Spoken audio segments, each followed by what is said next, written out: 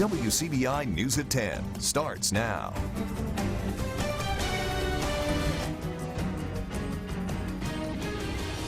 An apparent workplace accident claims the life of a man here in Lowndes County. Thanks for staying up with us tonight at 10. The incident, this happened around 2 o'clock at the T&T truck repair. That's just off Highway 45 North. Lowndes County Coroner Greg Merchant says the worker was under a truck when the jack broke and crushed him. He was apparently working on a large propane truck. The man's name will not be released until his family is notified. District Attorney Scott Colomb is reacting to the news that a manslaughter charge against former Columbus police officer Kenyon Boykin will be dropped. Boykin was charged in the 2015 shooting death of Ricky Ball. WCBI confirmed yesterday that the Attorney General's office plans to drop those charges. During a press conference this morning, Colomb said he plans to request the information from the AG's office that led to that decision. He says he will then post whatever information he legally can to his website, adding it would be a step toward transparency. To drop the case at this time, the timing is so bad. And I had somebody call me and tell me it felt like a gut punch to the stomach. And I understand that because it's a very difficult time for a lot of people. A lot of people are hurt and they're worried, they have anxiety.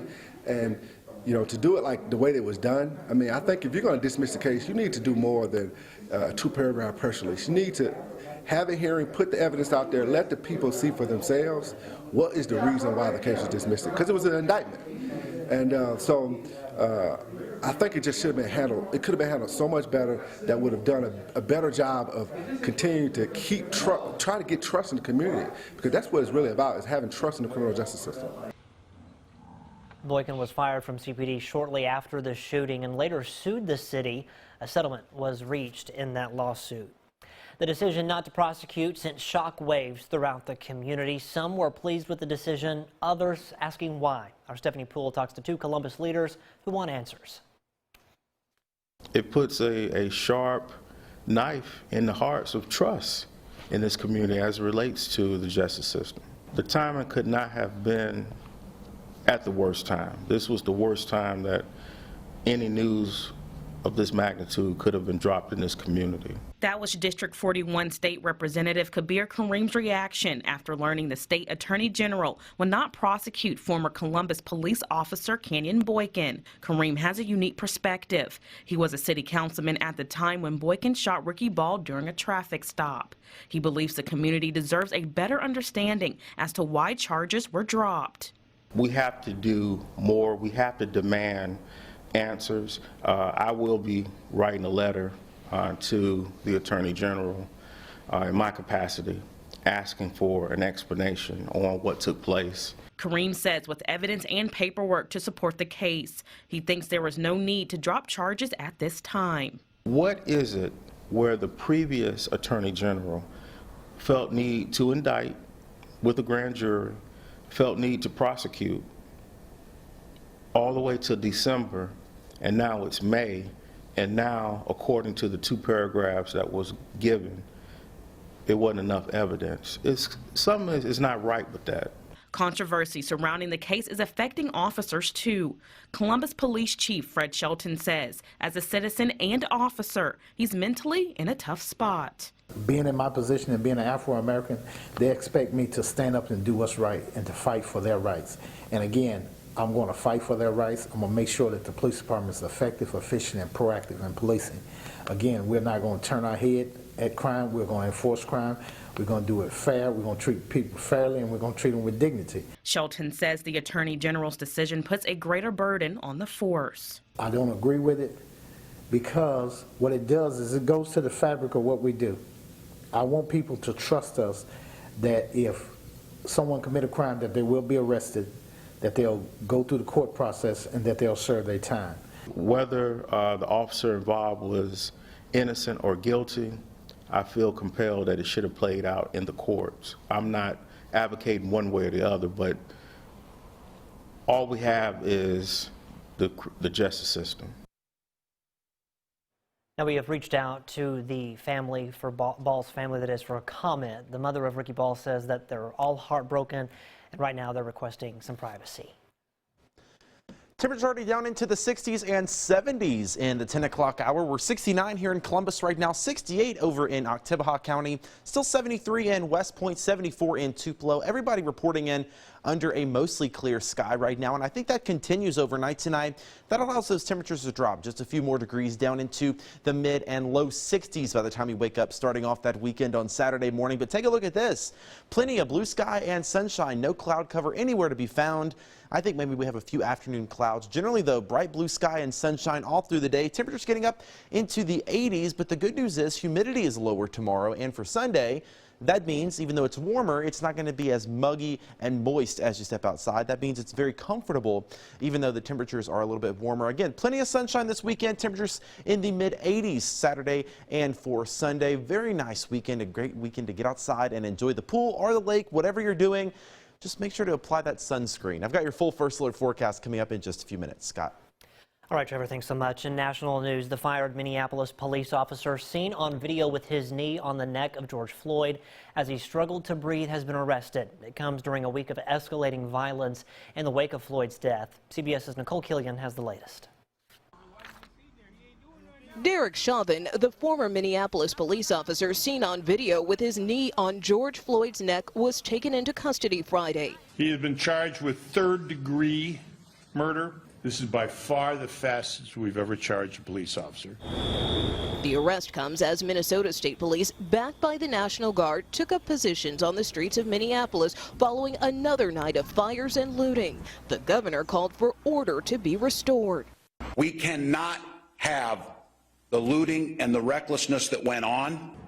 Last night, protesters set fire to the police station where the 4 officers involved in Floyd's arrest worked before they were fired. Other fires continued to burn in the morning hours. President Trump defended his tweet on the protest, "When the looting starts, the shooting starts." He said he didn't know where that phrase originated. He also told reporters he spoke with the Floyd family. It should never happen, should never be allowed to happen, a thing like that.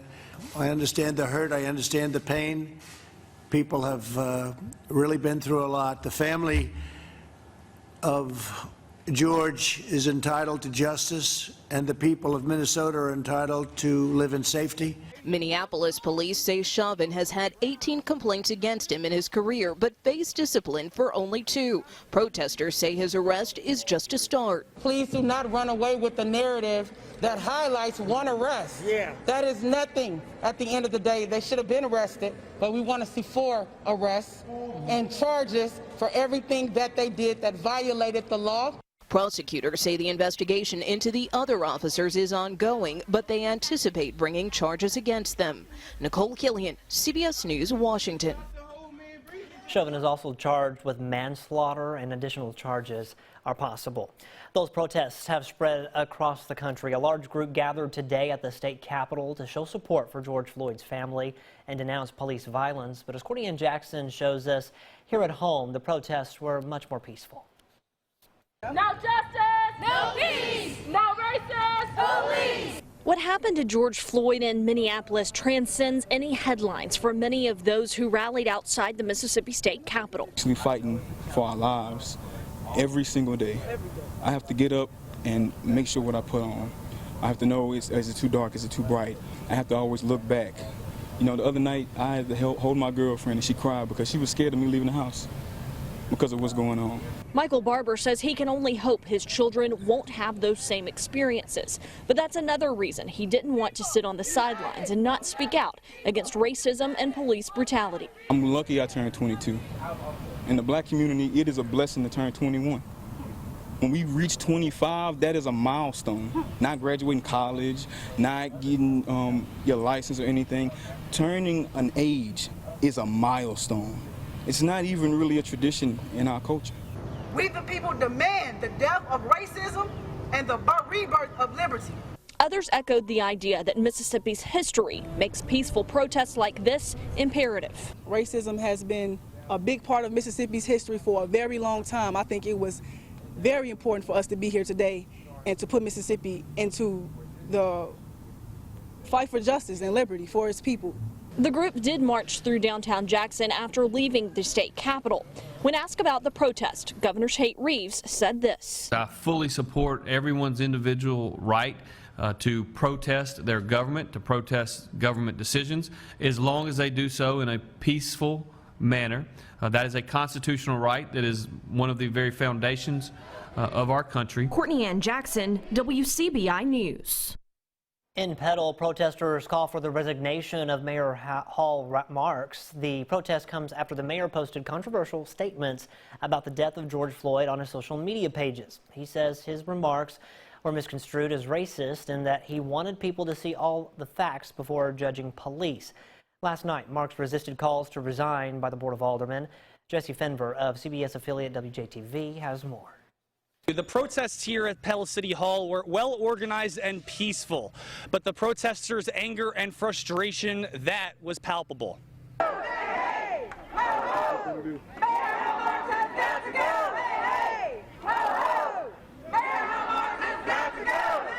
The protest today in Petal was peaceful, yet sharp with anger and frustration. Mayor Marks' comments were hurtful to a lot of people. The comments he's referring to were social media posts made by the mayor earlier in the week, saying in part, quote, "If you can talk, you can breathe." Today, protesters shared their thoughts on the mayor's remarks. You're in a certain position. You can't make certain comments. If you represent the people, you have to represent all the people. My biggest thing was that his comment was voluntary. Nobody asked him for his opinion. So for you to volunteer how you really feel, you know, that bothered me. Justice. I need him to resign, and I think everybody else wants him to resign. His remarks are unacceptable in this time, or really in any time. And this morning we reached out to Mayor Hal Marks and asked for a comment on the protests and if he wanted to clarify his statements once again, and he said no comment. All right, switching gears, we're going to send things back over to meteorologist Trevor Burchett. Trevor, an absolute stunning weekend. Yeah, it's perfect. You know, usually we get the short end of the stick. We get rain on the weekend, sun during the week. Today, this weekend, not the case. And you said lower humidity. Absolutely. Oh gosh, it's going to feel perfect. Take a look at these rain chances, Scott. Good news. Next few days, 0. Big goose egg. Sunday, Saturday, Sunday, and Monday, no rain chances. Slight rain chances ramp back up by the end of the week. Not astronomical, though. I think most of us stay dry. Here for a full first alert forecast. Say that 3 times fast is coming up right after this. Your WCBI First Alert AccuWeather forecast with meteorologist Trevor Burchett. We'll start things out with a look at the Emerson Animal Hospital forecast. If you're planning on any outdoor activities this weekend, perfect weather for it. Lower temperatures, lower humidity. Great weekend to get out to the pool. Just like Theo, he's got the pool float blown up. He's got the right idea. I might be right there after him because take a look at this. All through the weekend, plenty of sunshine and blue sky. Highs in the mid-80s. We do warm up just a little bit going into next week, though. Still really nice. Looking at 87 for Monday with a mix of sun and clouds. Speaking of a mix of some clouds out there, we've got a few clouds out there on the satellite just to the south of Highway 82. Mainly high clouds right now. Most of us are clearing out. Temperatures across the area anywhere from the upper and mid 60s to the low 70s, just depending on where you are. We're 74 in Tupelo right now, 69 in Columbus, 68 in Vernon, and in Hamilton in West Alabama. Now, there's not much going on weather-wise here, but we don't want to turn our focus to the tropics. Hurricane season officially beginning next Monday. Now, we've already had 2 named systems in the Atlantic. We've got another one we're watching in the central Atlantic. We're also watching this disturbance here in the Gulf of Mexico. Keeping an eye on this because it could bring some heavy rain depending on where it makes landfall. If it does develop, this would be a week or 2 down the road. So we've got a little bit of time to watch for this. Of course, we have no idea of figuring out where this is going yet, but it is something we're going to be keeping an eye on as we get into hurricane season next Monday. Plenty of blue sky in Louisville today from the Alpha Insurance Camera Network. Just a few of those white puffy clouds there as the sun sets. Overall, a really nice day. Pretty comfortable temperatures, lower humidity already filtering in. That continues overnight tonight, not quite as muggy as we have been. 62 for the low, partly cloudy with just a light northwesterly wind there. And the cooler weather continues tomorrow, 83 for the high. Now, you may think that's a little bit warm, but the lower humidity is really going to help to make it feel more comfortable. Great weather to get outside, go for a run. Great weather to get outside to do any type of outdoor activities because you're not going to sweat as much as you normally would with the higher humidity. Really a perfect day. North wind 5 to 15 miles an hour. And wherever you're going across the southeast, weather staying really nice. 85 in Birmingham, close to 90 on the Gulf Coast. Generally a mix of sun and clouds all across the southeast United States. That sunshine, though, it's going to be rough tomorrow. UV index of 10, that's getting up to the extreme category. That means it's not going to take long to burn. So apply plenty of sunscreen, stay in the shade if you can, and get a lot of yard work done early in the day, if at all possible. We're going to keep sunny skies in play here for the next several days. Temperatures warm up from the mid-80s this weekend into the low 90s by the end of the week. Maybe some isolated showers and storms by the end of the week. Not everybody gets wet, though. Overnight lows in the 50s and 60s. High-speed internet could be one step closer to reality in some rural areas. We look at an effort in Washington that could help here at home. Welcome back, everyone. A bipartisan effort is going on to speed up a federal rural broadband funding program. Allie Martin talks with leaders on both sides of the political aisle who say it's time to bridge the digital divide in Mississippi. A bill moving through the U.S. House of Representatives would speed up the release of $940 million for broadband access to parts of the state without reliable internet service. I'm going to mute it a minute and call back a House member. Northern District Public Service Commissioner Brandon Presley is sharing more information about the Rural Digital Opportunity Fund in a video conference call. He wants all areas of the state to have the same access to reliable internet. The time is now. Presley says a bill filed by U.S. Congressman Jim Clyburn, a South Carolina Democrat, and Fred Upton, a Republican from Michigan, would speed up the process that awards contracts to bidders. $16 billion has already been allocated. Presley believes the coronavirus-related shutdowns have made it clear that the state needs reliable internet for everyone. These dollars can go and be seed money for our rural electric cooperatives in Mississippi who are already moving in this area to deploy this service faster. And so this does help with financial concerns, which are valid in going into these type of ventures, but the dollars are going to be spent. The question is when, and I think that the consensus is it needs to be now. Republican Congressman Trent Kelly will co-sponsor the bill. He says electric cooperatives are uniquely positioned to provide broadband service. It's the next big electric power, and if you go back and think when we put electricity across America, all the big cities got it, but to get it to the rural, you had to have these electric cooperatives, and now they can do the same thing with broadband, which is our next biggest utility now. Mississippi Congressman Benny Thompson will also co-sponsor the legislation. The federal money would only be available to projects that could start construction within 6 months and have customers online within a year after that. In Tupelo, Allie Martin, WCBI News. Presley is hopeful Mississippi Senator Roger Wicker will join the effort. Wicker is chairman of the Senate Commerce Committee. 2 Oak Hill Academy Raiders will take their talents to college. Hear from both on their big day. Coming up next in sports. Here's sports with Tom Ebel. One college baseball player's misfortune turns into an opportunity. After Furman University eliminated its baseball program due to budget cuts caused by the coronavirus outbreak, pitcher Stone Simmons finds a new home in Starkville. The rising sophomore right-hander announcing on his Twitter account he'll be transferring to Mississippi State. Due to the elimination of the program at Furman, Simmons will be immediately eligible to play for the Bulldogs this upcoming season. In his freshman year, Simmons posted an 0-3 record, but had an ERA of 2.91 along with 17 strikeouts to only 6 walks.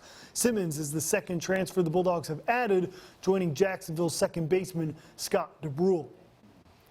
An exciting day in West Point for a pair of Oak Hill Academy Raiders. Tennis star Jacob Davis puts pen to the paper, signing with MUW, while Raiders basketball standout Brandon Stevenson signs at Meridian Community College. Davis finishes an accomplished high school career with the Raiders appearing in 3 North Half finals and winning the state title in 2019. Stevenson helped lead the Raiders to the overall state basketball tournament, averaging 10 points and 6 rebounds. Both say they're excited about being challenged at the next level. Talking to them, they made me feel like it was, I was just coming to a welcoming place, and they focused on making me a man before a basketball player and a student before the basketball. So build my my body and my mindset more, because it's a different level of between high school and college ball. So it just helped me get to D1. It's just real close to home, and I like the coach, and I like the opportunity that I'm going to have to play over there and to continue my education. my goal was to go play at another level, and I'm really glad that I get to go play that. That's it for sports. We'll be back right after the break. We've got a stretch of nice weather coming up just in time for the weekend. Sunshine and blue sky tomorrow and Sunday. Highs in the low and mid 80s and lower humidity. Rain chances don't come back until the end of next week, so we're going to enjoy the sunshine and blue sky. I think my favorite part is that the humidity Absolutely. It's going to make it feel great. Thanks, Trevor. Thanks for watching, everyone. Have a great weekend. We'll see you Monday.